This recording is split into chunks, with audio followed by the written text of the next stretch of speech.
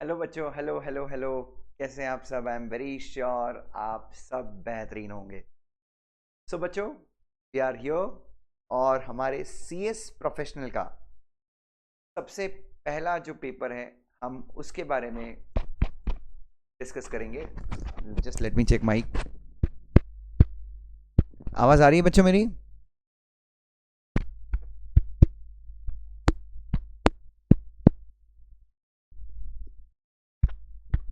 Yes, I think my voice is clear. चलिए, so बच्चों एक बार ये सिलेबस का अपन स्ट्रक्चर देखेंगे। Will see the structure of the syllabus कि ये सिलेबस है कैसा।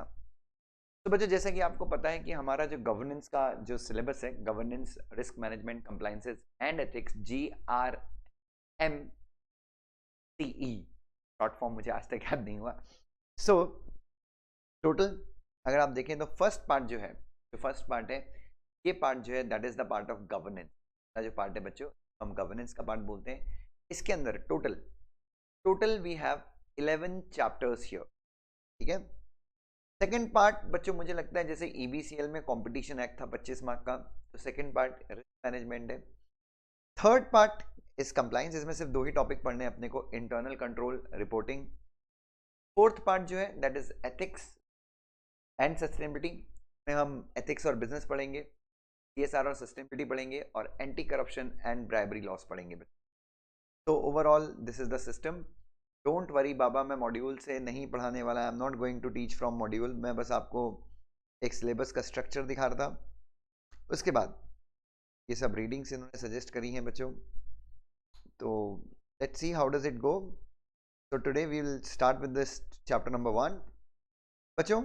और यस, तो मैं आईसीएसआई की वेबसाइट पे था। Don't worry, we have notes, आप सब लोगों को नोट्स मिल चुके होंगे। तो we would begin from today, हम आज से शुरू करेंगे। हमारा जो टॉपिक है conceptual framework of corporate governance. Now this topic, इसका वेटेज एग्जाम के पॉइंट ऑफ व्यू से बच्चों 7 to 10 मार्क्स का, आप सबको पता है। मैं सबसे पहले वेटेज बता देता हूँ टॉपिक का। So this chapter has a weightage of 7 to 10 marks, 7 से लेके 10 मार्क तक का इस टॉपिक का वेटेज है। नाउ बच्चों सबसे पहले जितना हम लोगों ने एग्जीक्यूटिव में पढ़ा था, अगर आपको याद है, क्या आप मुझे बता सकते हैं what is the meaning of the term governance? Governance शब्द का मतलब क्या होता है? हाँ जी, can someone let me know the meaning of governance?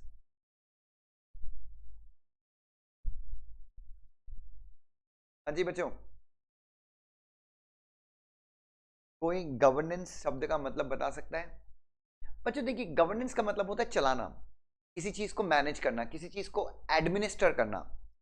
और जब ये वर्ड गवर्नेंस आता है तो सिर्फ चलाना मतलब नहीं होता है, किसी चीज को सबसे बेहतरीन तरीके से चलाना, सबसे बेहतरीन तरीके से किसी चीज को मैनेज करना कहलाता है गवर्नेंस। ठीक है।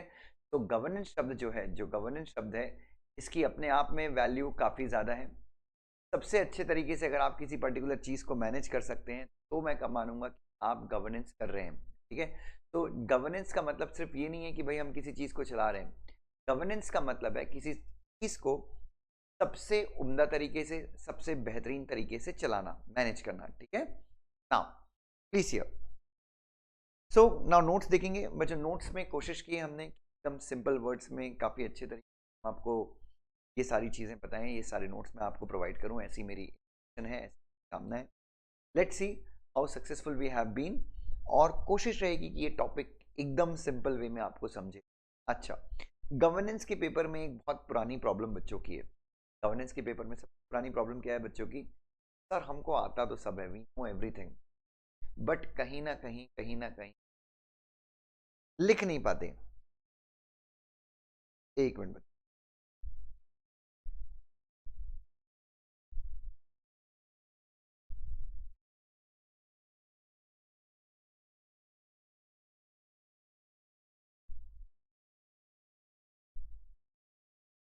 चलिए, तो मैं कोशिश करूंगा कि यहाँ पे बहुत सारी मैं आपकी राइटिंग प्रैक्टिस लेता रहूँ।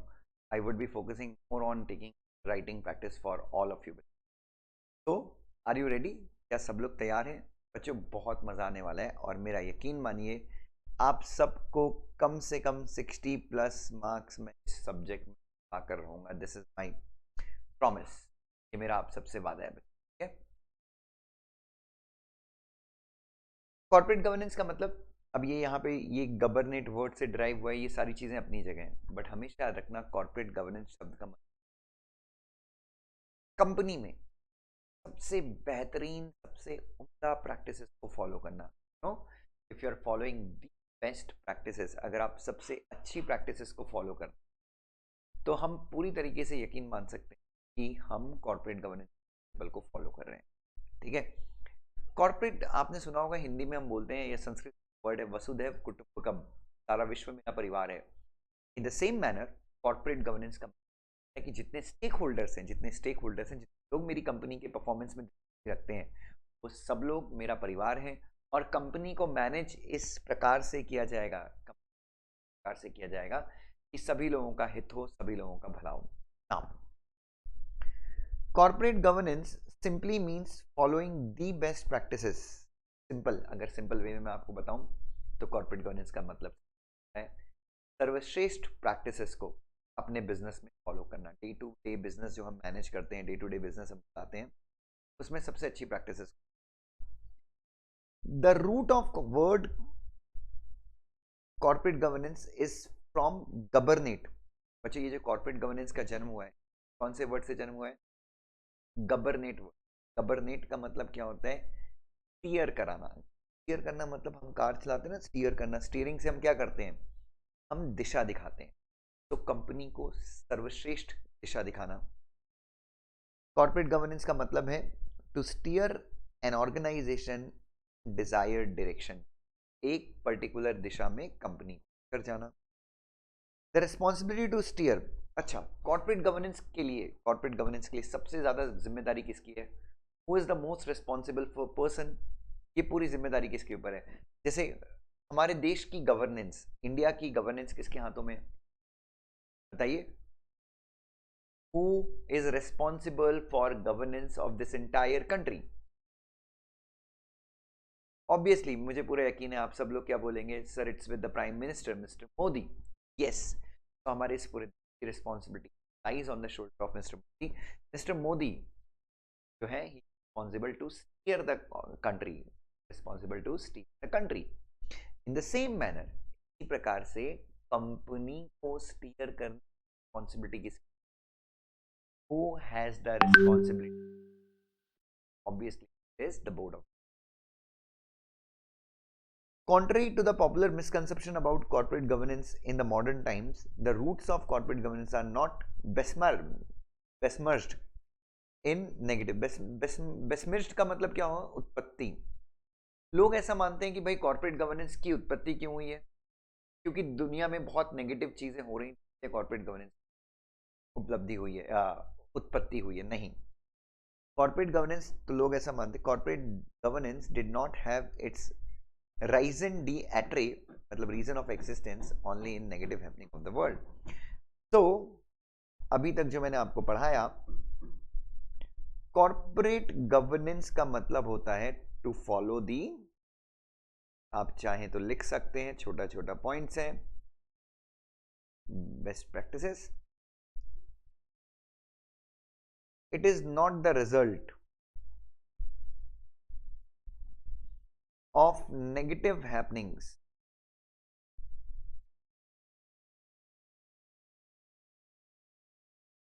around the world।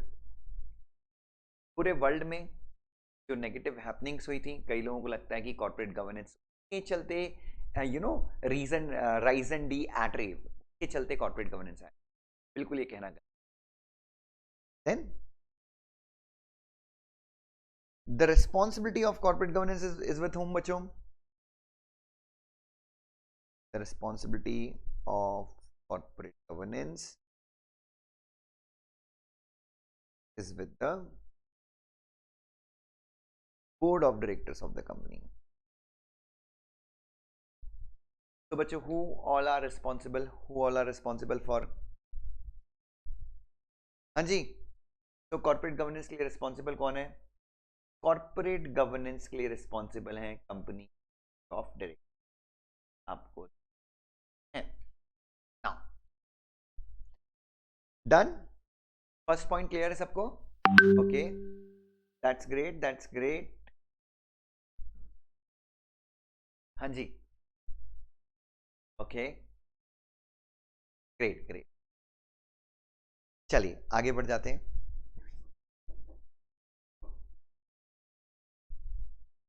ना। बच्चों आपको नोट्स बहुत ज्यादा पसंद आने वाले हैं। अब बच्चों विल सी, ध्यान देंगे बच्चों।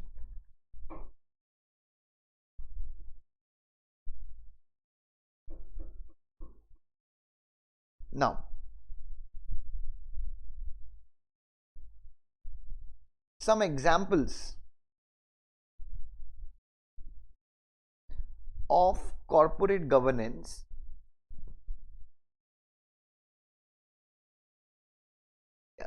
some initiatives ऐसा लिख सकते हैं in relation to corporate governance were also taken from the practices which were being followed by best governed companies। तो बच्चों एक और चीज याद रखेंगे, आप सब लोगों के पास नोट्स होंगे, तो कुछ कॉर्पोरेट गवर्नेंस की जो प्रैक्टिसेस हैं, कुछ कॉर्पोरेट गवर्नेंस के इनिशिएटिव्स जो हैं, वो कुछ वेल गवर्नड कंपनी से भी लिए गए। एग्जाम्पल के तौर पे बच्चों, जैसे बहुत सारी चीजें अमेरिका में बच्चों, Google, you all must be aware, Google is a very well governed company. India में अगर मैं बात करूं तो Infosys is a very well governed company. तो बच्चों इन्फोसिस इंटरनली क्या करती है, गूगल इंटरनली क्या करता है, मतलब इनकी जो बेस्ट प्रैक्टिसेस हैं, इनकी जो क्या है, जो बेस्ट प्रैक्टिसेस गूगल फॉलो करता है, जो बेस्ट प्रैक्टिसेस इन्फोसिस फॉलो करता है, क्या उस आधार पे भी, क्या उसके आधार पे भी एक बेंचमार्क, एक स्टैंडर्ड सेट किया जा सकता है कि भाई जो प्रैक्टिसेस गूगल फॉलो कर रहा है, उन प्रैक्टिसेस को भी कहा जा सकता है, कोड ऑफ कंडक्ट बनाया जा सकता है कि बाकी कंपनीज को भी ऐसा फॉलो करना है। रिलायंस में बच्चों मुझे अच्छे से याद है, when I was in Reliance, हम रिलायंस में कुछ बेहतरीन प्रैक्टिसेस फॉलो करते थे, जैसे इंटरनल ऑडिट। कोई भी फॉर्म जब हम आरओसी को फाइल करते थे, जब रिलायंस में काम करता था, कोई भी फॉर्म जब हम आरओसी के साथ फाइल करते थे, तो व्हाट वी हम क्या करते थे, हम उस फॉर्म को एक रिलायंस का एक इंटरनल ऑडिट डिपार्टमेंट था, और वो इंटरनल ऑडिट डिपार्टमेंट उस फॉर्म को बारीकी से चेक करता था, और जब उस फॉर्म को इंटरनल ऑडिट डिपार्टमेंट अप्रूव कर देता था, तभी वो फॉर्म हम आरओसी के साथ फाइल करते थे। मतलब there would be a company secretary जो उस फॉर्म को प्रिपेयर करेगा, फॉर्म प्रिपेयर करने के बाद रिलायंस का ही एक इंटरनल ऑडिट डिपार्टमेंट है जो उस फॉर्म को तस्दीक करेगा, उसकी जांच करेगा, और उसके बाद जो है वो फॉर्म किसके साथ फाइल किया जाएगा, and after that that form will be filed with the ROC. तो बच्चों, तो मैनी, एक और चीज याद रखिएगा, many initiatives in the field of corporate governance, many initiatives in the field of corporate governance are followed, are taken from the practices जो well govern companies follow करते हैं। आप गूगल का एग्जांपल दे सकते हैं, प्रोसेस का एग्जांपल दे सकते हैं। Now so what exactly is corporate governance?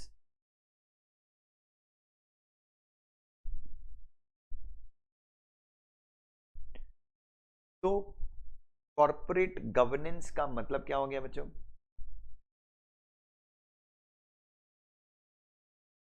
Corporate governance का मतलब हो गया, कॉर्पोरेट गवर्नेंस का मतलब हो गया, सबसे पहला है मैनेज करना, मॉनिटर करना, ओवरसी करना। मैनेज करना, मॉनिटर करना, ओवरसी करना, दोनों का मतलब एक ही है। ओवरसी करना मतलब सुपरवाइज करना, मैनेज करने, मॉनिटर और ओवरसी करना और मैनेज करना, इन चीजों को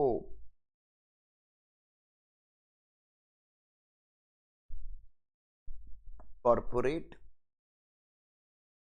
सिस्टम को, कॉर्पोरेट सिस्टम मतलब कंपनी किस तरीके से अपना काम करती है, अपने कॉर्पोरेट कल्चर को किस तरीके से, in the manner that reliability, reputation of the company is not put at stake का मतलब आप रिस्क। तो एक और डेफिनेशन निकल के आ रही है प्यारे बच्चों, we are seeing one more definition of corporate governance. What is corporate governance? Corporate governance का मतलब है कंपनी की एक्टिविटीज मॉनिटर करना, कंपनी की एक्टिविटीज मैनेज करना, कंपनी की एक्टिविटीज को मॉनिटर करना,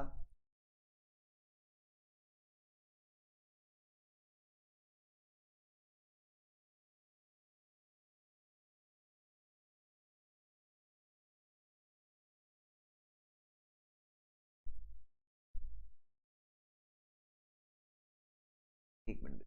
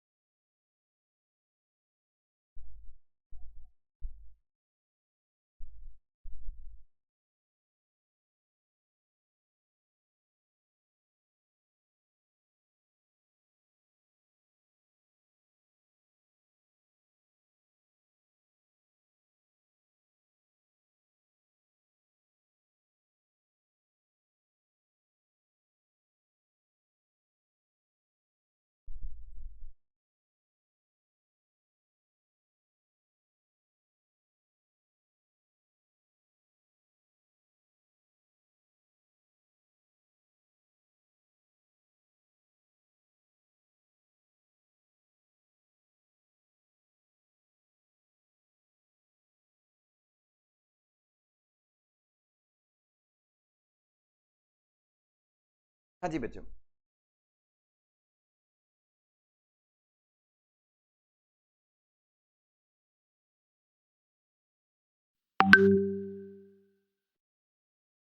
तो बच्चों यस, तो बच्चों क्या बोल रहा था मैं, कॉर्पोरेट गवर्नेंस का मतलब क्या हो गया, कंपनी की एक्टिविटीज को मैनेज करना, कंपनी की एक्टिविटीज को मॉनिटर करना, कंपनी की एक्टिविटीज को ओवरसी करना। ठीक है, नाउ या मैनेज, मॉनिटर या ओवरसी करना किसको बच्चों, एक्टिविटीज बोल सकते हैं या कॉर्पोरेट सिस्टम। कॉर्पोरेट सिस्टम का मतलब आप बोल सकते हैं एक्टिविटीज, कॉर्पोरेट कल्चर को, ये सब चीजों को चेक करते रहना। क्यों? तरीके से चेक करना कि कंपनी की रिलायबिलिटी, लोगों का जो लोग जो कंपनी के ट्रस्ट करते हैं, कंपनी की रेपुटेशन कभी भी किस में ना आए, रिस्क में ना। एक और चीज याद रखना, एक और मतलब बताता हूं, कॉर्पोरेट गवर्नेंस का एक और मतलब है, अच्छा कॉर्पोरेट गवर्नेंस का एक और मतलब है ट्रांसपेरेंसी, फेयरनेस एंड अकाउंटेबिलिटी। तो बच्चों अगर आपसे कोई पूछे, इफ समवन आस्क्स यू कि भाई कॉर्पोरेट गवर्नेंस का जो सिस्टम है, कॉर्पोरेट गवर्नेंस के 3 पिलर्स आप बताइए। इफ समवन आस्क्स यू भाई कॉर्पोरेट गवर्नेंस के 3 पिलर्स क्या हैं, तो आप बोलेंगे कॉर्पोरेट गवर्नेंस के 3 पिलर्स हैं, या कॉर्पोरेट गवर्नेंस के 3 पिलर्स हैं, ट्रांसपेरेंसी का मतलब होता है पारदर्शिता, फेयरनेस इसका मतलब होता है निष्पक्षता या ईमानदारी भी बोल सकते हैं आप, और अकाउंटेबिलिटी का मतलब होता है हिंदी इंग्लिश में अकाउंटेबिलिटी का मतलब होता है जवाबदेही। अकाउंटेबिलिटी का मतलब बच्चों, अकाउंटेबिलिटी का मतलब जवाबदेही, ठीक है, ध्यान देंगे। तो अगर इन सारे तरीकों से अगर आप बिजनेस करते समय तीन चीजों को फॉलो करते हैं एट द टाइम, आप इन हैं फॉलो करते हैं, हम मानते हैं, व्हाट डू वी कंसीडर, हम मानते हैं कि आप जो कॉर्पोरेट आप पालन करते हैं। कब बच्चों, कब, when you follow these things, कौन कौन सी तीन चीजें आप फॉलो करते हैं? अगर what all three things you follow? अगर आप ट्रांसपेरेंसी फॉलो करते हैं अपने बिजनेस में। नाउ सर, ट्रांसपेरेंसी क्या होता है? ट्रांसपेरेंसी का मतलब, जैसे हम लोगों ने, अगर आपको याद है, LODR 2015 पढ़ा है, कंपनीज एक्ट 20 पढ़ा है, मेमोरेंडम ऑल्टर करते हो, ROC को बताते हो, हर साल अपने फाइनेंशियल स्टेटमेंट फाइल करते हो, अपने एनुअल रिटर्न्स को आप हर साल फाइल करते हैं, आप अपने रजिस्टर किस जगह पे रखते हैं ये ROC को बताते हैं। तो एनुअल जनरल मीटिंग में आप बहुत सारे, जो एनुअल जनरल मीटिंग के पहले जो आप रिपोर्ट्स भेजते हैं अपने शेयर होल्डर्स को, नोटिस भेजते हैं, उसमें आप कंपनी की बहुत सारी जानकारियां बताते हैं। बोर्ड ऑफ डायरेक्टर्स की रिपोर्ट में आपकी कंपनी ढेर सारे डिस्क्लोजर, क्या है बच्चे ये सारी चीजें? बच्चे what all these things are, ये सारी चीजें क्या हैं बच्चे? तो ये सारी चीजें, एक मिनट बच्चों, बहुत सारे बच्चों को लिंक नहीं किया है, I just,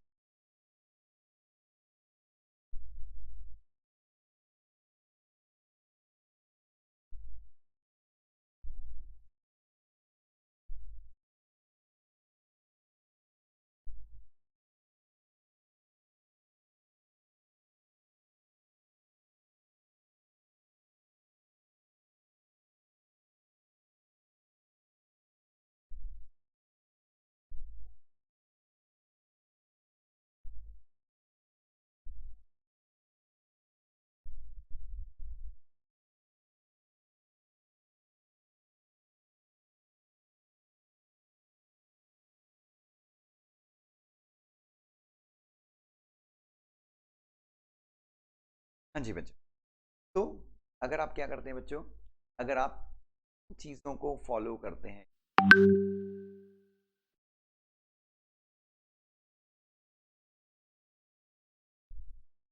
hello hello hello अर्पित दादा, अरे यार, इन लोगों ने व्हाट्सएप ग्रुप में बहुत सारे लोगों को ऐड ही नहीं किया यार।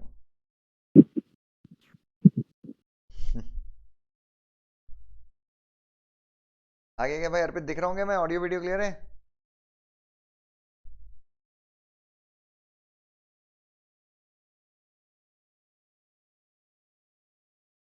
हाँ जी। तो मैं बोल रहा था कॉर्पोरेट गवर्नेंस का मतलब क्या हो गया बच्चों? अगर हम अपने बिजनेस में, अगर हम अपने बिजनेस में, व्हाट डू वी फॉलो?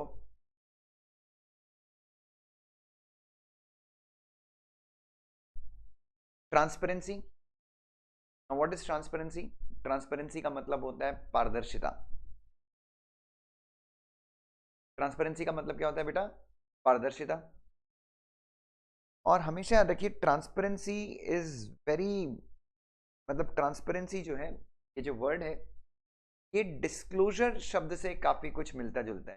भाई अगर आप सही टाइम पे सही डिस्क्लोजर्स देते हैं, if give proper disclosures at all the times, तो मैं मानता हूं कि आपकी कंपनी जो है, आपका जो हाउस है, वो क्या करे, ट्रांसपेरेंसी के।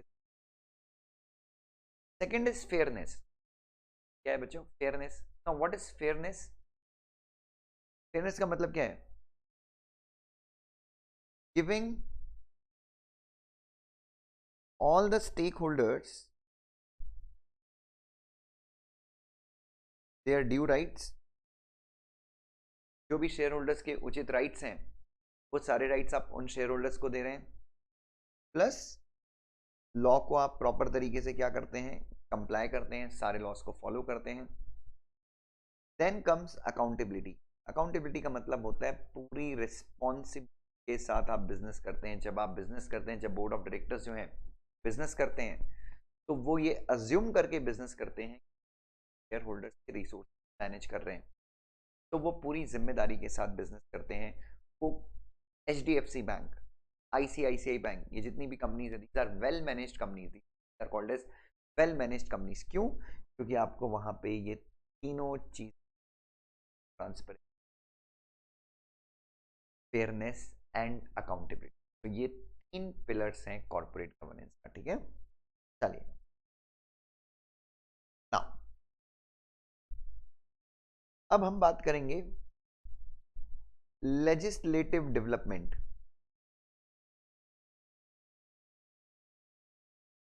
Of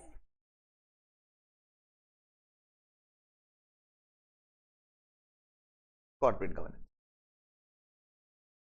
now legislative development of corporate governance का मतलब क्या है? अर्पित दादा, ओ अर्पित दादा, what is the meaning of legislative development of corporate governance? अबे बोलेगा? सर लेजिस्लेटिव, सर जो कॉर्पोरेट गवर्नेंस है वो उसके लिए कौन कौन से लॉज हैं, तो वो कैसे यस, डेवलप हुआ है over the exactly, period of time. Exactly, basically what all laws have been framed across the world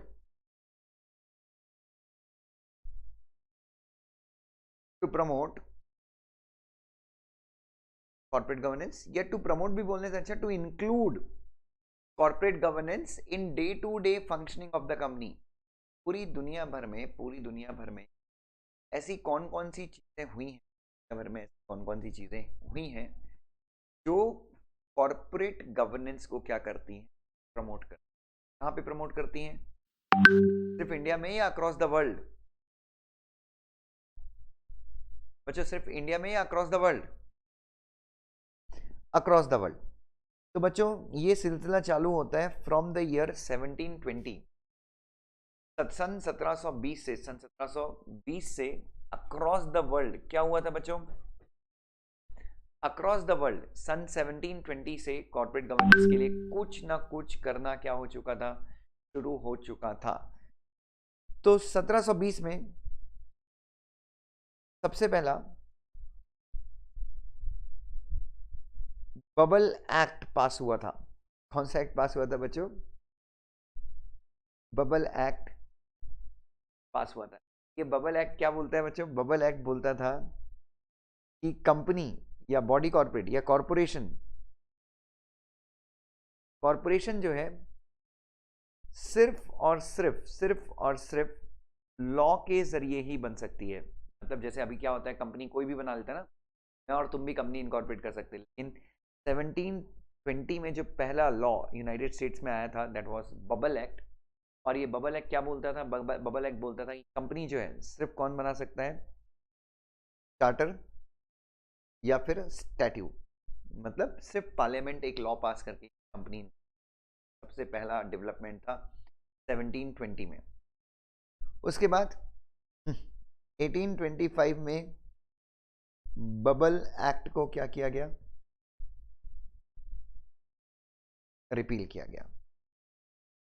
then coming to 1834 this year, उसके बाद मैं आगे बढ़ जाऊंगा। उसके बाद कौन सा ईयर आ गया बच्चों? Then came year 1834। 1834 में the trading companies act 1834 was passed।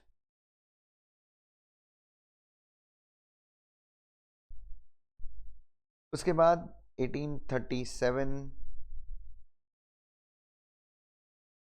में लिमिटेड लाइबिलिटी वाली कंपनीज का इंट्रोडक्शन हुआ। उसके बाद हम आगे बढ़ जाएंगे 1844 में यूके में पहला जॉइंट स्टॉक कंपनीज एक्ट पास हुआ। 1844 में यूके में proper joint stock companies act पास हुआ, जिसमें इंडिविजुअल्स को फ्रीडम दी गई कि इंडिविजुअल्स भी कंपनी इनकॉर्पोरेट कर सकते हैं for the purpose of doing business. Then 1855 में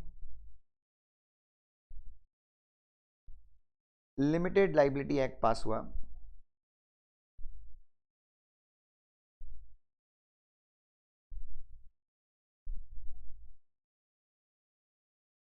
लिमिटेड लाइबिलिटी एक्ट 1855 पास हुआ, में ये बताया गया था कि 1844 के कंपनीज एक्ट के अंदर जो कंपनीज रजिस्टर थी वो अपने मेंबर्स की लाइबिलिटी को लिमिटेड कर सकती थी। ठीक है, तो 1844 के अंदर के एक्ट के अंदर जो कंपनीज रजिस्टर्ड थी वो बताया गया कि 1855 के अंदर जो लिमिटेड लाइबिलिटी एक्ट पास हुआ उसमें ये बताया गया कि जो कंपनीज 1844 के कंपनीज एक्ट के अंदर रजिस्टर थी वो अपने मेंबर्स की लाइबिलिटी को लिमिटेड कर सकती, प्रोटेक्ट कर सकती थी अपने मेंबर्स को from the debts of the company.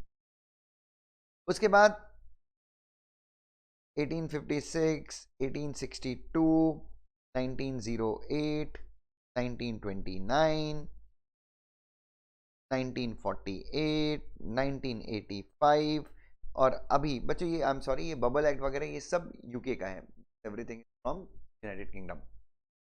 तो ये सारे अलग अलग कंपनीज एक्ट के क्या हैं बच्चों, यूके के जो कंपनीज एक्ट हैं, over the period of time UK के जो भी कंपनीज एक्ट हैं इनमें चेंजेस आते रहे, नए नए कंसेप्ट इंट्रोड्यूस होते रहे और अल्टीमेटली एट प्रेजेंट जो यूके में कंपनीज एक्ट चलता है वो चलता है 2006 का।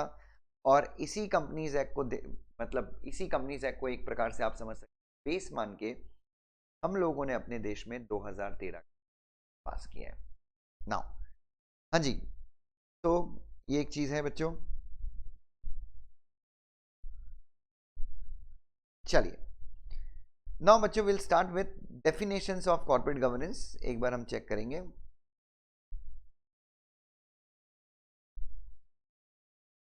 चलिए सो क्या मुझे कोई जनरल डेफिनेशन दे सकता है कॉर्पोरेट गवर्नेंस की? अर्पित, कॉर्पोरेट गवर्नेंस की कोई जनरल सी डेफिनेशन बेटा?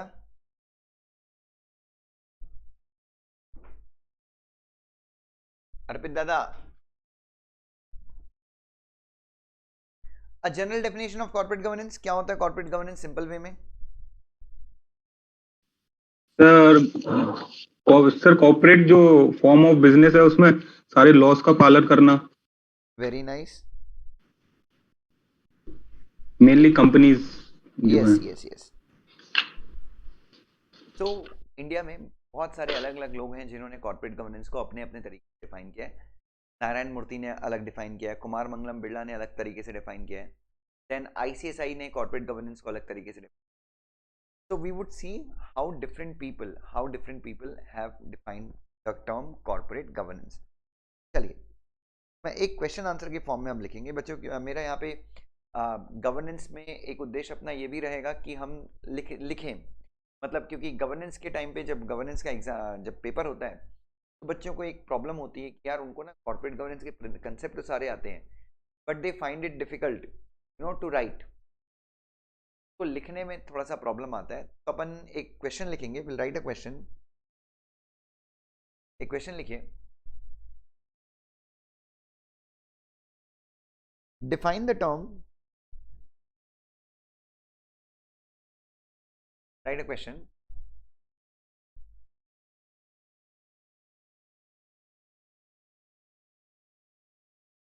Define the term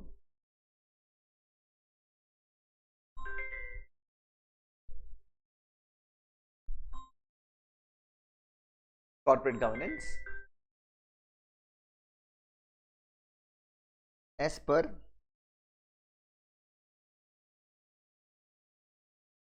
the definition given by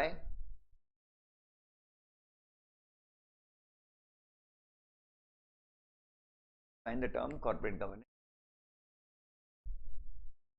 as per definition given by NR Narayanan Murthy Committee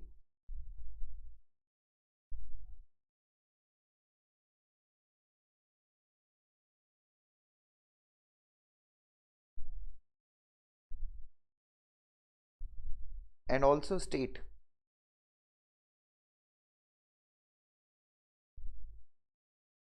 the objects of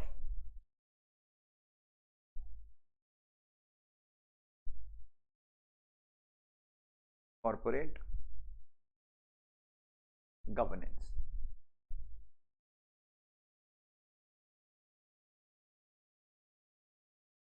Also state the objects of corporate governance.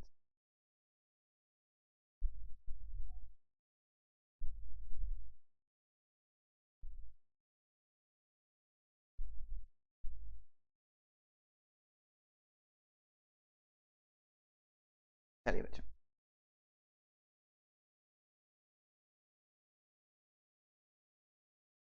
देखा बच्चे सबने? चलिए, so we'll write the answer.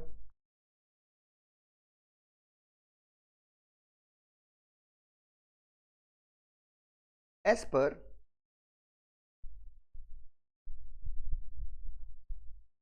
the NR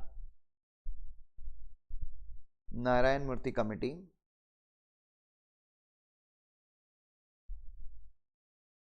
Narayan Murthy committee के हिसाब से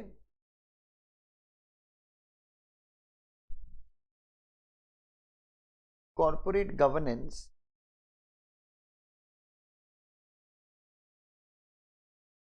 is the acceptance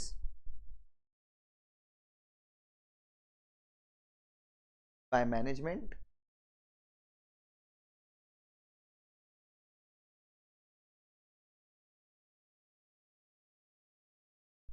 the inalienable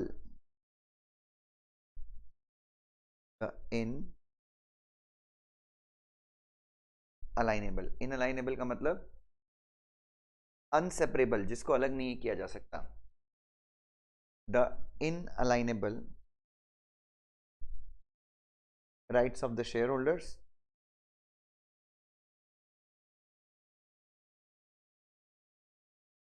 as the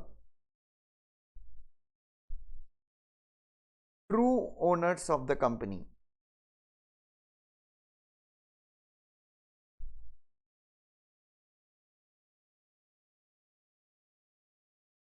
and the management accepts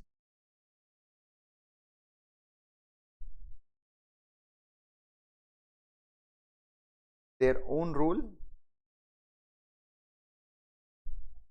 as the trustee on behalf of shareholders. So सबसे पहला part क्या हो गया बच्चों नारायण मूर्ति की डेफिनेशन का?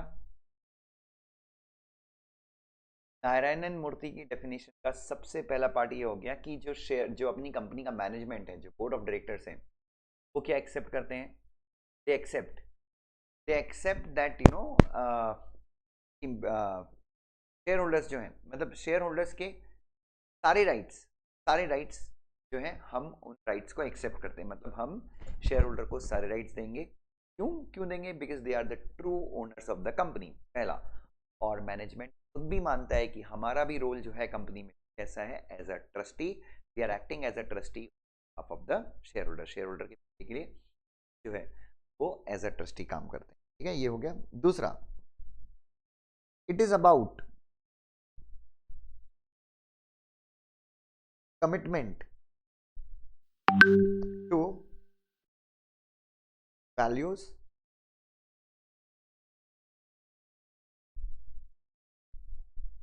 ethical business conduct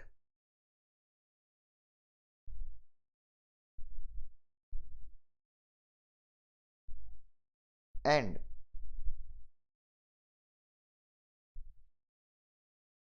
making a distinction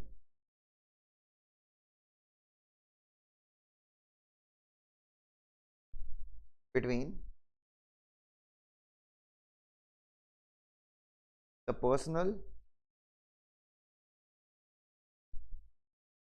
and the corporate funds.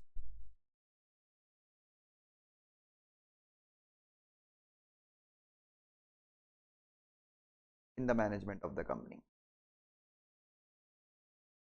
तो ये डेफिनेशन हो गई किसकी बच्चों?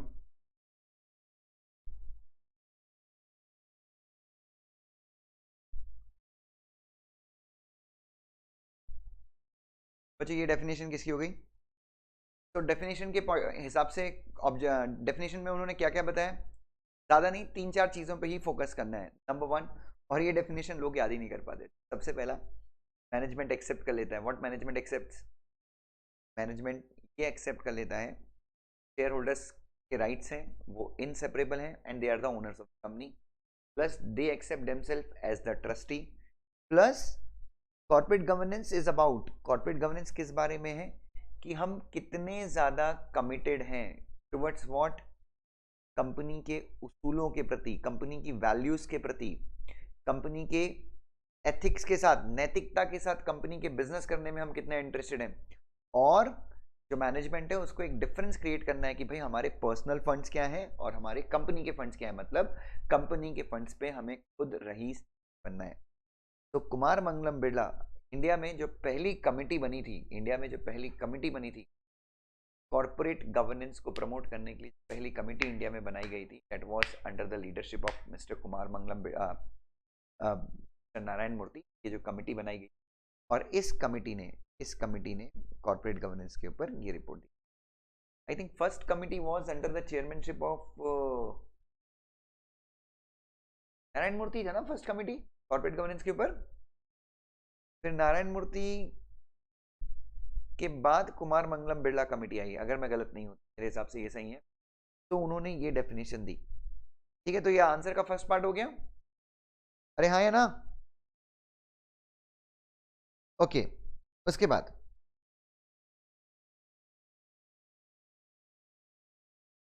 अगर चाहो तो एक आईसीएसआई कैसे डिफाइन करती कॉर्पोरेट गवर्नेंस को, अपन वो भी लिख सकते हैं, how ICSI defines corporate governance. एक और लिख लो, डेफिनेशन ऑफ कॉर्पोरेट गवर्नेंस। एक मिनट तो definition by Narayana Murthy committee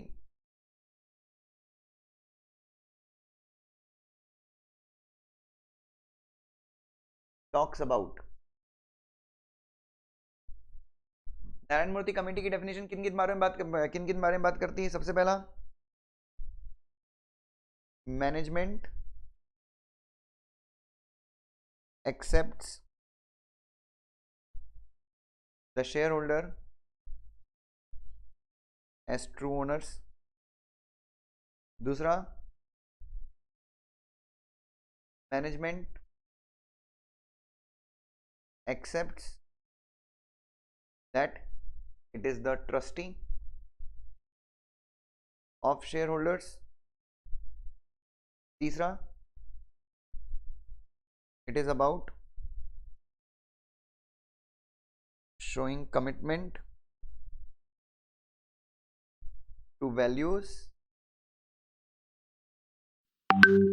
and ethical business conduct। तो ये हो गया बच्चों क्या? भाई दादा, व्हाट इज दिस? अर्पित दादा, क्लियर है क्या नारायण मूर्ति जी के हिसाब से कॉर्पोरेट गवर्नेंस की definition?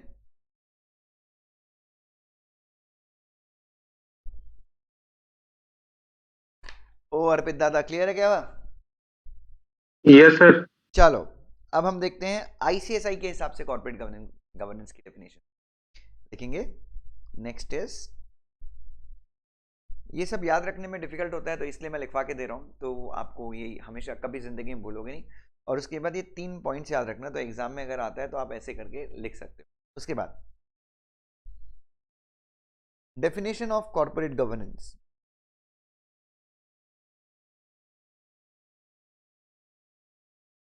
As per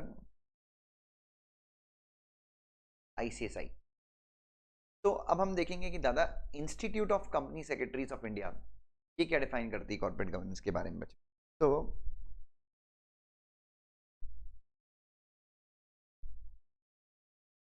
corporate governance is the application of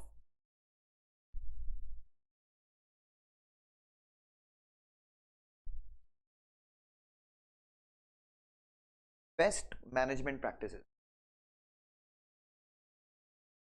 corporate governance का मतलब क्या है? सबसे बेहतरीन मैनेजमेंट प्रैक्टिसेस को अप्लाई करना बिजनेस में। दूसरा, comma, compliance of law in true letter as well as in spirits, and following the ethical standards for effective management and distribution of wealth and discharge of social responsibility.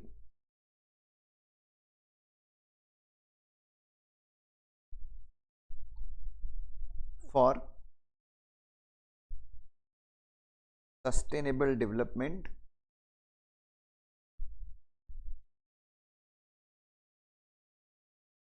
of all the stakeholders. तो ये ICSI की definition है. Features of the definition.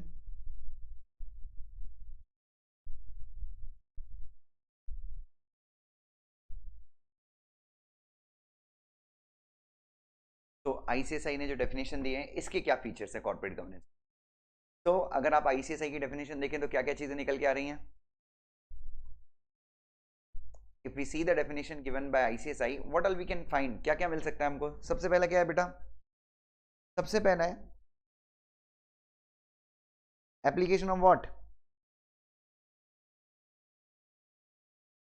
Best management practices. सबसे बेहतरीन management practices को अपने business में क्या करना, अप्लाई करना. ये एक चीज निकल के आ रही है सामने. दूसरा क्या हो रहा है बच्चों. What is the second thing that's happening. Compliance with the law.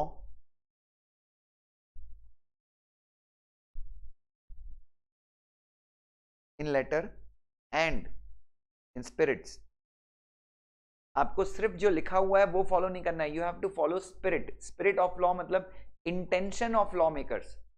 अर्पित कोई मुझे एग्जांपल दे सकता है जहां पे हमको लॉ का सिर्फ लेटर फॉलो नहीं करना है but we have to follow the letter as well as spirit. कोई एग्जांपल दे सकता है. अभी तो याद नहीं आ रहा. मैं बताता हूं. अगर किसी लॉ में लिखा है कि फैक्ट्री में एक्सीडेंट होता है, फैक्ट्री में एक्सीडेंट होता है तो आपको अपने वर्कर को 50,000 रुपए का कॉम्पेंसेशन. एक्सीडेंट होता है फैक्ट्री के 50 फीट बाहर. एक्सीडेंट कब कहां पे हो रहा है. फैक्ट्री के 50 फीट बाहर. जब आपका वर्कर जो है फैक्ट्री के अंदर घुस रहा था, फैक्ट्री के रास्ते पे था और एक्सीडेंट होता है, वहां पे वर्कर मर जाता है. तो लॉ को अप्लाई करना, लॉ को फॉलो करना in the letter as well as in the spirit. Letter के हिसाब से फॉलो करोगे तो जिस एम्प्लॉय का एक्सीडेंट फैक्ट्री के 50 फीट बाहर हुआ है उसको कॉम्पनसेशन नहीं दोगे. लेकिन लॉ के स्पिरिट को फॉलो करोगे. लॉ का स्पिरिट मतलब ये प्रोविजन क्यों बना है भाई. ये प्रोविजन इसलिए बनाया गया है, ये प्रोविजन इसलिए बनाया गया है ताकि हम क्या कर सकें, ताकि हम लेबर्स को रेमेडी दे सकें. जो लेबर्स काम करते करते, कंपनी का काम करते करते मर जाते हैं या चोटिल होते हैं, उनको हम कॉम्पनसेशन पे कर सकें. तो अगर तुम लॉ को लेटर के अलावा स्पिरिट के साथ फॉलो करोगे तो तुमको भी कॉम्पनसेशन. इसका एक्सीडेंट फैक्ट्री से 50 फीट बाहर हुआ है, भले ही लॉ में लिखा था कि फैक्ट्री के अंदर एक्सीडेंट हो तो कॉम्पनसेशन, बट अगर तुम लॉ को लेटर और स्पिरिट दोनों में फॉलो करते हो, लॉ की इंटेंशन को फॉलो करते हो, तो आप ऐसे. क्लियर. इसके बाद तीसरा और क्या है बच्चों. Following ethical standards. ये भी है इनकी डेफिनेशन का हिस्सा. चौथा क्या है बच्चों. Effective management and distribution of wealth. अपनी वेल्थ, कंपनी की वेल्थ सब लोगों में डिस्ट्रीब्यूट होनी चाहिए. कहने का मतलब है समाज को भी उसका फायदा मिलना चाहिए, एनवायरनमेंट को भी उसका फायदा मिलना चाहिए, शेयर होल्डर्स को भी उसका फायदा मिलना चाहिए. उसके बाद इफेक्टिव डिस्चार्ज ऑफ, अपनी सोशल रिस्पॉन्सिबिलिटीज को भी समझो।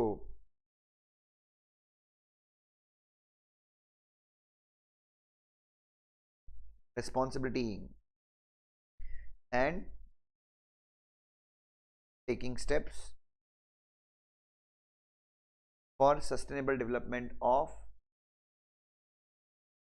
ऑल स्टेक होल्डर, और कदम लेने हैं, स्टेप्स लेने हैं किस चीज के लिए, हर एक स्टेक होल्डर डेवलपमेंट के लिए unique steps.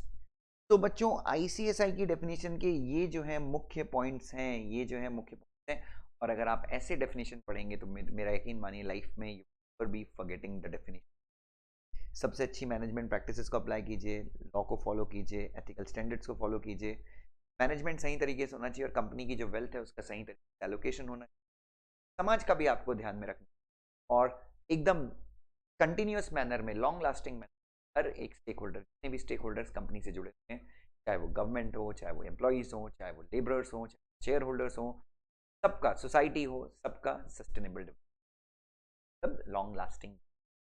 Is that clear to everyone? Clear है बच्चों? हाँ जी। नाउ अब हम बात करेंगे definition of corporate governance as per Robert Ian Tricker. बच्चों रॉबर्ट इयान ट्रिकर वो इंसान है जिस इंसान ने पूरे इतिहास में, अब बच्चों इंडियंस तो हम तो ये बोलते हैं कि वो जो हमारे वेदास थे, कॉर्पोरेट गवर्नेंस तो उसमें भी फॉलो होता है, जो हमारे किंग्स थे, वो चोलाज और जो भी हमारे पुराने किंग्स थे वो कॉर्पोरेट गवर्नेंस को फॉलो करते हैं, ठीक है। लेकिन वो कॉर्पोरेट गवर्नेंस तो आज हम देखते हैं, corporate governance the best management practices को फॉलो करना है, तो बेस्ट मैनेजमेंट प्रैक्टिसेस तो हमारे यहाँ बहुत पहले से फॉलो हो रही थी। लेकिन ऐसा कौन सा इंसान था, ऐसा कौन सा इंसान था जिसने जिंदगी में पहली बार, पूरे इतिहास में पहली बार कॉर्पोरेट गवर्नेंस इस शब्द को जन्म दिया? गवर्नेंस पहले से यूज होता था, लेकिन कंपनीज के कंटेक्स्ट में यूज, कंपनीज के कंटेक्स्ट में मैनेजमेंट शब्द को यूज किया जाता था कि भाई वो कंपनी ना वेल मैनेज्ड कंपनी है, ठीक है। 1984 में रॉबर्ट इयान ट्रिकर ने अपनी एक बुक पब्लिश की थी 1984 में, और उस बुक में उन्होंने पहली बार कॉर्पोरेट गवर्नेंस शब्द का इस्तेमाल किया था। सो उनके हिसाब से कॉर्पोरेट गवर्नेंस का मतलब क्या है, ये भी देखना, इनकी डेफिनेशन भी देखना बहुत जरूरी है। तो इनके हिसाब से corporate governance is the way, corporate governance क्या है, एक तरीका है। कौन सा तरीका है भैया? इन विच corporate entities are governed, which is different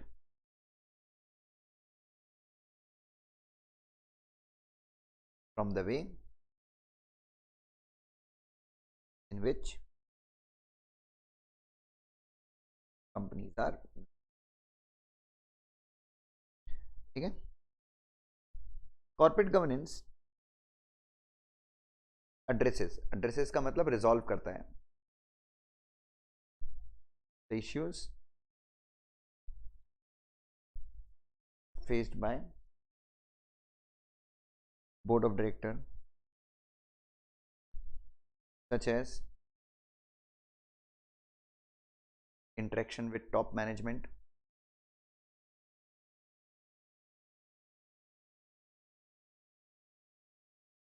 and relationships with the shareholders and other people who are interested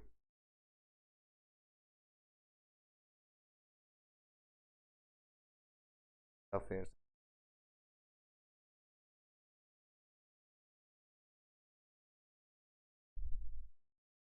चलिए बच्चों, तो ये किसने कहा था बच्चों? रॉबर्ट इयान ट्रिकर ने पहली बार कॉर्पोरेट गवर्नेंस शब्द जब यूज किया था तो उन्होंने इस प्रकार से कुछ डेफिनेशन बताई थी। अब इनकी डेफिनेशन पढ़ने के बाद मुझे एक चीज समझ में आ रही है, क्योंकि मैंने आपको बताया कि गवर्नेंस शब्द के पहले, गवर्नेंस शब्द इंट्रोड्यूस होने के पहले कंपनीज के कंटेक्स्ट में गवर्नेंस शब्द इंट्रोड्यूस होने के पहले चलता था मैनेज्ड शब्द। कौन सा शब्द? मैनेज्ड। तो कहते थे कि यार ये कंपनी जो है ना, this is well managed company. So well managed company का मतलब क्या हो गया? और अभी पहले चलता था मैनेजमेंट वर्ड, आपने सुना होगा, और अभी चलता है गवर्नेंस वर्ड। और अब आपको तो पता है अपनी IISc का उद्देश्य ही है कि गवर्नेंस प्रोफेशनल्स को प्रोड्यूस किया जाए, सर्वश्रेष्ठ गवर्नेंस प्रोफेशनल्स प्रोड्यूस किया। तो क्या मुझे डिफरेंस बताया जा सकता है मैनेजमेंट और गवर्नेंस शब्द में? Can someone let me know the difference? जी बच्चों, गवर्नेंस और मैनेजमेंट शब्द में डिफरेंस? सर जो गवर्नेंस है वो सारे स्टेक होल्डर्स को साथ में लेके चलना, वो ज्यादा वेरी फोकस नाइस। करता है। Management is concern only about what बेटा? Profits and using the manpower in best possible way.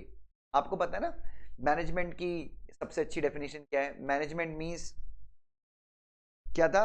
Making achieving objective through and use of the people. अगर आपको याद है, अपने मैन पावर, अपने ह्यूमन रिसोर्स का सबसे बेहतरीन इस्तेमाल करना और प्रॉफिट्स कमाना। तो management is just concern with the company itself. Company और उसके प्रॉफिट से कंसर्न है मैनेजमेंट। अपने ह्यूमन रिसोर्स का सर्वश्रेष्ठ इस्तेमाल करने से रिलेट करता है management. But governance is ensuring sustainable growth. Governance is what बेटा? Governance is about sustainable growth. Governance is about compliance. Governance is about best practices. Governance is about ethics. Government is about taking care of the society. So governance जो है वो अपने आप में एक बहुत विशाल word है। जब मैं उसका कंपैरिजन करता हूं मैनेजमेंट शब्द का जो वैल्यू है, उसकी जो हैसियत है, वो काफी छोटी हो जाती है जब हम उसको गवर्नेंस। तो इनके हिसाब से गवर्नेंस जो है, सबसे पहले कंपनीज एंटिटीज को गवर्न किया जाता है, विच इज डिफरेंट फ्रॉम। तो सबसे पहले तो ये बताते हैं जो अपने रॉबर्ट आयन ट्रिकर हैं, तो लीजिएगा features of the definition given by Robert Ian Tricker. तो इनकी डेफिनेशन के हिसाब से सबसे पहला, he distinguishes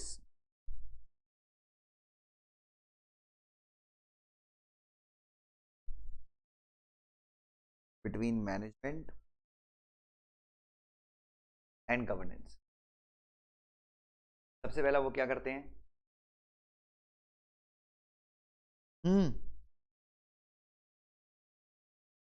उसके बाद he also states that corporate governance resolves the problem of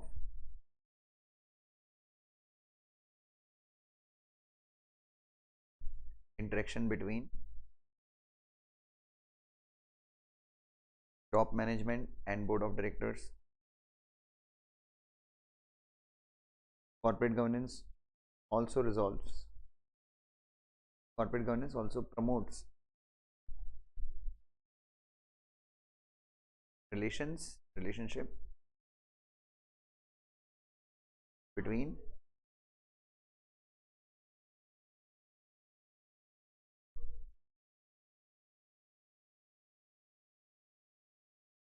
stakeholders। Management और वेरियस स्टेक होल्डर्स के बीच में रिलेशन स्ट्रॉन्ग करता है। दैट क्लियर बच्चों? हाँ जी, क्लियर है तीनों की डेफिनेशन?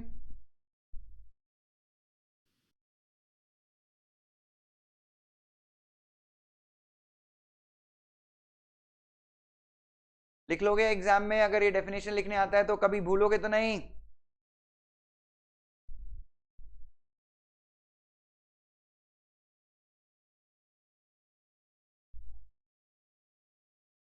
डन, आगे बढ़ जाऊं?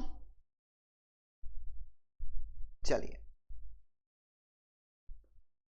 ना, प्लीज हियर बच्चों। अगला, अब हम बात करेंगे what are the objective of corporate governance. क्या उद्देश्य है कॉर्पोरेट गवर्नेंस के? लाभ क्या है भाई? ये रॉबर्ट साहब जो थे, रॉबर्ट आयन ट्रिकर, इन्होंने कॉर्पोरेट गवर्नेंस इतना बढ़िया काम किया, इन्होंने कॉर्पोरेट गवर्नेंस डिफाइन किया और हमारा एक सब्जेक्ट भी आ गया सीएस प्रोफेशनल में। ऑब्जेक्टिव क्या है कॉर्पोरेट गवर्नेंस? हाँ जी,